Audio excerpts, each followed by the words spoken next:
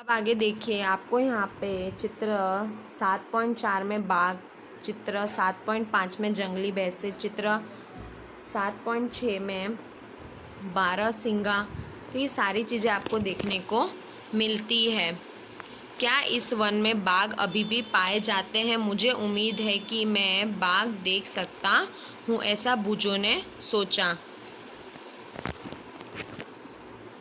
बाघ चित्र 7.4 उन स्पीशीज में से एक है। धीरे धीरे हमारे वनों की लुप्त होते जा रहे हैं, परंतु संतपुड़ा आरक्षित क्षेत्र में बाघों की संख्या में वृद्धि होती रही है। अतः यह संरक्षण का अनूठा एक उदाहरण है। किसी समय शेर, हाथी, जंगली भैंसे तथा बारहसिंगा चित्र 7.6 भी संतपुड़ा राष्ट्रीय उद्यान में पाए जाते हैं। वे जंतु जनसंख्या एक निर्धारित स्तर है से कम होती जा रही है और वे लुप्त होते जा रहे हैं, संकटापन्न जंतु कह सकते हैं। तो अब क्या बताया गया है कि धीरे धीरे क्या हो रहा है कि संख्या लुप्त होती जा रही है, लेकिन जो सतपुड़ा है राष्ट्रीय उद्यान है, वहाँ पे बाघों की संख्या में निरंतर वृद्धि हुई है। तो जैसे जंगली भैंसे हुए, हाथी हुए, तो ये सारे प्राणी हमको देखने को नहीं मिलते। तो क्या होता जा रहा है, धीरे धीरे ये सब समाप्त होता जा रहा है। किस कारण से? क्योंकि वृक्ष की कटाई निरंतर बढ़ती जा रही है, आपदाएं बढ़ती जा रही, तो उसकी वजह से धीरे धीरे ये सारी समस्याएं निरंतर जन्म ले रही है। भुजों को डायनासोर के विषय में याद दिलाया गया। लाखों वर्ष पूर्व लुप्त हो चुके थे। कुछ जीवों के प्राकृतिक आवास में व्यवधान होने से उन्हें अस्तित्व को खतरा पैदा हो गया था।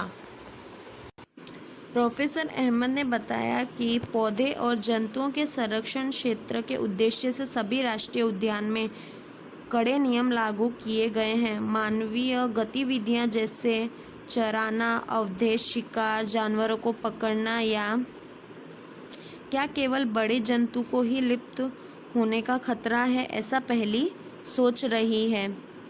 नहीं, मारना, जलावन, पौधे की लकड़ी या औषधि पौधे एकत्रित करना स्वीकार्य नहीं।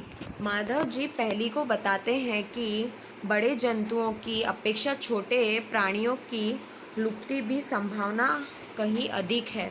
तो जिस तरीके से उन्होंने क्या बताया कि जैसे बड़े जानवर है या बड़े जंतु है तो वो लुप्त होते जा रहे हैं, तो उसी प्रकार से छोटे की भी संख्या अधिक होती जा रही है। अक्सर हम सांप, मेंढक, छिपकली, चमगादड़ तथा उल्लू इत्यादि का निर्दयता से मार डालते हैं और परितंत्र में उनके महत्व के विषय में सोचते भी नहीं हैं। उनको मारकर हम स्वयं को हानि पहुंचा रहे हैं। यद्यपि वे आकार में छोटे हैं, परंतु परितंत्र में उनके योगदान को अनदेखा नहीं किया जा सकता है। तो हम क्या करते हैं, उन्हें अनजाने में नुकसान पहुंचा देते हैं।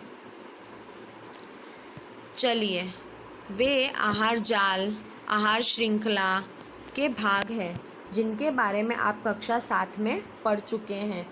किसी क्षेत्र में सभी पौधे, प्राणी एवं सूक्ष्म जीव अजैविक घटके जैसे जलवायु, भूमि, नदी, डेल्टा इत्यादि रूप में किसी परितंत्र का निर्माण करते हैं। उसी तरीके से जो पौधे, प्राणी, सूक्ष्म जीव, वायु, भूमि, नदी, तो ये क्या करते हैं, परितंत्र का एक निर्माण के रूप में कार्यरत है। चलिए, मुझे आश्चर्य होगा कि यदि संकटापन्न स्पीशीज का कोई रिकॉर्ड भी हो। देखिए 7.9 रेड डेटा पुस्तक। प्रोफेसर अहमद ने बच्चों को रेड डेटा पुस्तक के विषय में समझाते हैं। वह उनको बताते हैं कि रेड डेटा पुस्तक जैसे कि वह पुस्तक जिसमें भी संकटापन्न स्पीच का रिकॉर्ड रखा है, पौधे, जंतु और अन्य स्पीशीज के अलग अलग रेड डेटा पुस्तक है। रेड डेटा पुस्तक के विषय में अधिक जानकारी आप कंप्यूटर पे ले सकते हैं। तो आप इस तरीके से जैसे www will government in environmental permitted in the page 102 htm new nuked plants htm dot पे जानकारी प्राप्त कर सकते हैं। ठीक है। क्रियाकलाप 7.10 प्रवास। माधव जी के निर्देश में ब्राह्मण पार्टी गहरे वन में प्रवेश करती है। वह तवा संरक्षित क्षेत्र आराम करते हैं। पहली ने नदी के समीप कुछ पक्षी देखे। माधव जी बताते हैं कि यह प्रवासी पक्षी है। पक्षी संसार के अन्य भागों से उड़कर यहाँ